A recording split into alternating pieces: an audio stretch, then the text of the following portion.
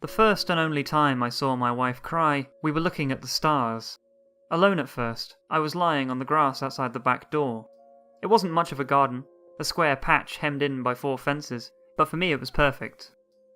I often came out here on cloudless nights, when the full view of a million tiny suns could dot across my vision. One of the few benefits of living this far from town was the clarity of the night sky, its deep blackness not offset by the bright hum of streetlights. Of course, true clarity of view could never be achieved. There would always be planes and satellites passing overhead, red and white dots distracting the quiet stillness of the night, and for this reason I always dreamed of viewing space from under a less busy sky. Telescopes and observatories were always an option, but to me they were too constricting, funneling down the beauty to individual lights, like staring at a canvas too close. I often imagined the possibility of lying among the dust of some distant planet, stargazing from a completely new perspective. Still, from beneath this garden sky, I could feel humbled by the vastness of space, not distracted by orange glows, the smell of smoke, or the sound of passing cars. All was silent on my tiny patch of the universe, aside from the quiet chirps of crickets that accompanied the blinking of the stars. My wife, Alex, never joined my stargazing. I had always assumed she didn't want to disturb me, despite my invitations. "How was space?" she would always ask me when I came back inside. "Yeah, it was great. I tried to text you, but there was no signal," we would say in unison. This joke had become a silly little ritual, as poignant to us as brushing our teeth together or a kiss at the end of the night.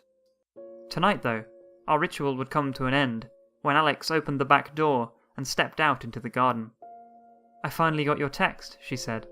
"Mind if I join you?" "Go ahead. Welcome to space." From my peripherals, I could see her moving to lie beside me, that distinctive arrow-shaped logo on her work uniform hovering in my sight, before slowly gliding down. I could smell her rose perfume and feel her shoulders brushing against mine across the boundaries of our separate spaces. I tried to be swept up in the unknown depths of the universe, but Alex's familiarity was distracting. We must have been lying in silence for at least 5 minutes before I finally spoke.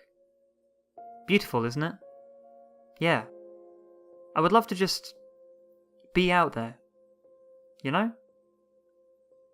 Her shoulder moved restlessly for a moment. I could feel it almost flinch. "I wouldn't." "You wouldn't?" Her restlessness had gotten to me too.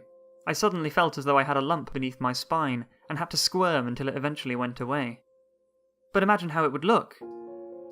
"I don't want to. I like my patch of grass. This view's just fine." Something about her words started to pull back the stars. They suddenly looked further away to me than ever before, as if the space between myself and the sky had intruded and added an unwanted depth. I'll admit, it angered me to hear her disregard my excitement, and that she was content to look at space from the same perspective for the rest of her life. Sure, the stars would move over the course of the year and change what we could see, but I still felt restricted to just those stars, to nothing truly new. I didn't just want to prove her wrong, I had to. But think about what could be out there. New stars, new planets, even new life. We all feel so big, but we're still on the same rock we were on 100,000 years ago. The stars have moved so far since then, but we're all still here trying to make sense of it all.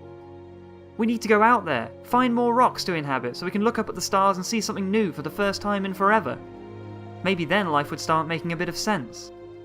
Life does make sense.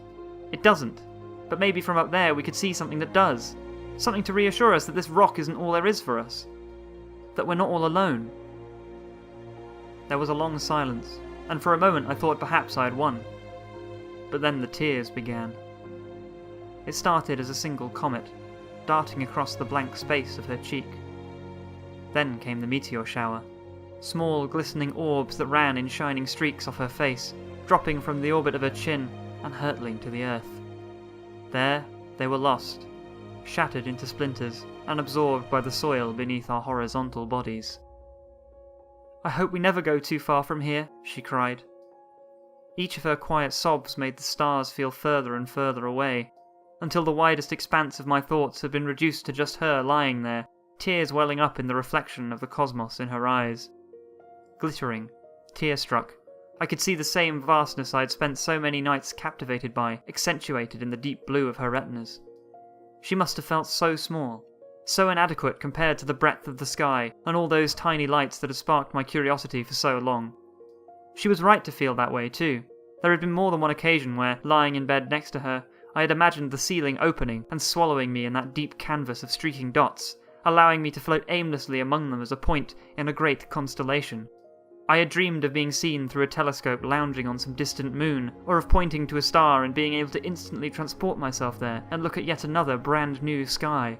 I had even imagined being aboard the International Space Station, able to look down at our rock knowing that I had finally escaped it.